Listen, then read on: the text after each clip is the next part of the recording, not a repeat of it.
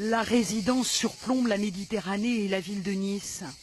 Ces géraniums, c'étaient les petits trésors de Fatima Chari.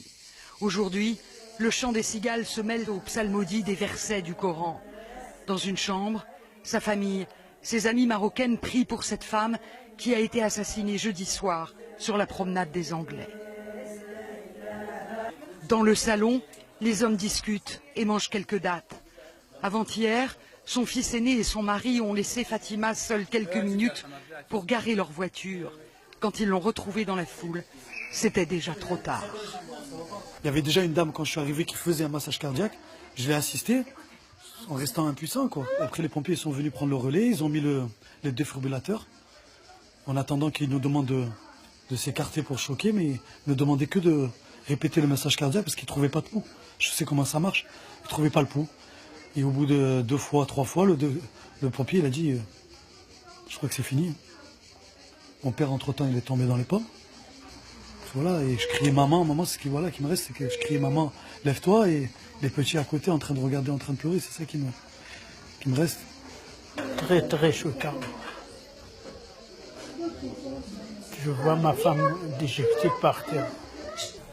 Mais très vite, ce sont les photos d'une Fatima heureuse que cette famille de 7 enfants veut nous montrer avant de crier sa colère contre la revendication du massacre par l'État islamique. C'est pas des musulmans, parce que la première personne qu'ils ont tuée, qu'ils ont fauchée, c'est une musulmane. Et ma mère était pratiquante. Ma mère était pratiquante, elle le pratiquait correctement. Donc ils peuvent pas dire État islamique, c'est pas vrai. Ils devraient changer de nom. État terroriste, État, autre chose, mais État diabolique par exemple, mais pas du tout État islamique, c'est pas vrai. La personne qui a fait ça, c'est une personne qui est déséquilibrée, qui a commis des actes de violence. Mais Daesh a revendiqué parce que c'est un opportunisme. C'est rien d'autre que ça. La douleur, la colère, mais aussi les formalités administratives. D'abord un rendez-vous avec les enquêteurs au commissariat.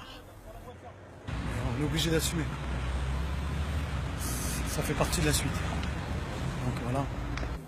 2 heures plus tard, père et fils sortent un peu rassérénés. Et vraiment, on est content qu'on a sorti de là, on avait un peu plus le sourire. Parce qu'on voit que vraiment, ils sont performants et ils sont là quand il faut. Mais il faut aussi organiser le rapatriement du corps de Fatima au Maroc. Et puis les obsèques. Le parcours difficile de la famille se poursuit à la banque. C'est une assurance justement civile qui prend en compte tout le décès, c'est-à-dire le corbillard, tout. Mais la famille reste encore sur une inconnue. Elle ne sait toujours pas quand le corps de leur mère et épouse leur sera rendu.